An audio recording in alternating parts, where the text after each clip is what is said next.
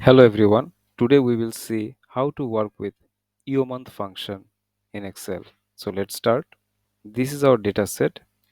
So what EOMONTH does, it moves the date, go forward or backward or stay as it is, and the movement happens month wise, and it also gives the end of that month. That is, it gives the date that is end of that month.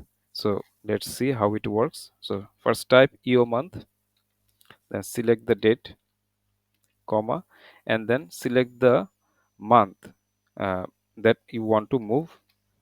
So if this is positive, it will go forward. If it is negative, it will go backward. And if it is zero, then it will not move the month. Okay.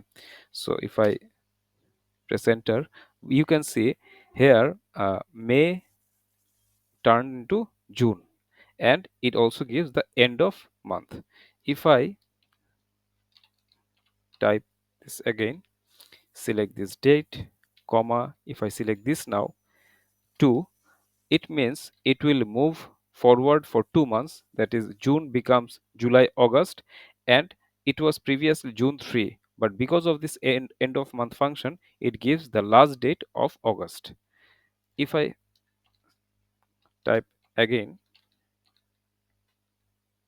if I select this, comma, and type this one, that is 0, then it will not jump at all. These two dates are similar.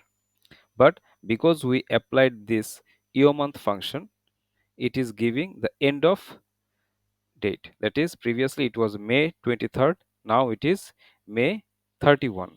Because of 0, it not moved month wise, but because of this EOMONTH function, it gives the end date.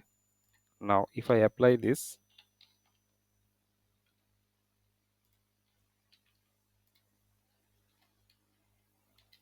you can see because of this minus, it go backward, that is February becomes January, and because of EOMONTH function, it gives the end of January. So this is how we can use EOMONTH.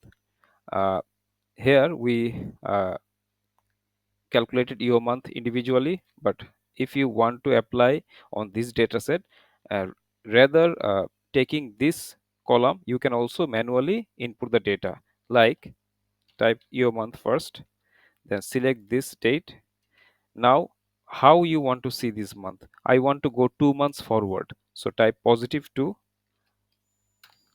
You can see May, June, July, it becomes July, and because of your month function, it gives the last date of July.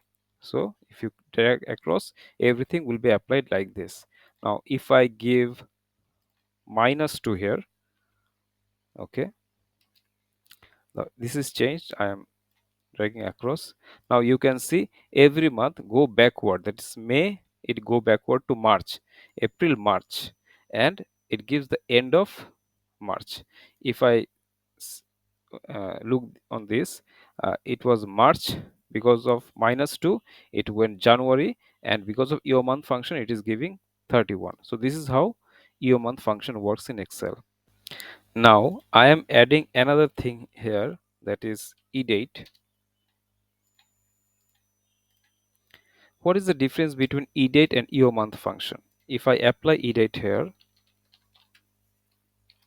and select this cell, and then if I give -2, eDate will go also backward but gives the same date. Okay, so both EOMONTH and eDate move forward or backward, but if you apply EOMONTH, it will give you the end of month.